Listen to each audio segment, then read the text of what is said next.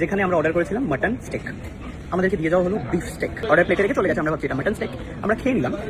দেন আরো একটা এসে দিয়ে গেল, বলছে এটা মাটন স্টেক। আমরা এতক্ষণ যেটা খেলাম সেটা বিফ খেলাম।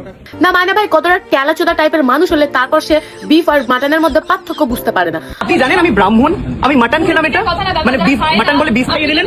বলছি তোর বাড়িতে কি মাটন রান্না হয় না নাকি কখনো, যে কোনটা মাটনের টেস্ট আর কোনটা বিফের টেস্টের মধ্যে পার্থক্য বুঝতে পারছিস না? দেখ ভাই, ভুল মানুষ মাত্র হতেই পারে, ওদেরও তেমন ভুল হয়েছিল। ওই টেবিলের খাবার তোদের টেবিলে ভুল করে দিয়ে ফেলেছিল। তাহলে ভাব তোরা কতটা হাগুড়ে মান যে টেবিলের খাবার আসতে না আসতে প্যাক প্যাক করে খেতে শুরু করে দিয়েছিস। অন্তত একটু বুঝে শুনে তো খাওয়া দরকার ছিল। কিন্তু না, এদেরকে আবার এইসব ব্যাপারে কিছু বলতে গেলে এরা আবার বলবে আপনি জানেন আমি ব্রাহ্মণ। আচ্ছা তুমি ব্রাহ্মণ বাড়ির ছেলে, তাহলে এইগুলো কি? ঠিক আছে, বাবা যখন মক্কাই তো ওটা, ওখান থেকে আমাকে একটু এনে দিয়েছে। আমি তো আমার জীবনে কখনো এরকম ব্রাহ্মণ বাড়ির ছেলেদেরকে দেখিনি যারা ঈদ পালন করছে পাঞ্জাবি আর টুপি পরে। এটা আমার ড্রেস আজকে, ওকে? কেমন লাগছে? স্ক্রিনশট নিও। হ্যাঁ আরে হ্যাঁ হ্যাঁ, স্ক্রিনশট মেরে নিয়েছি, এটাই তো পড়বে থাম্বনেলে।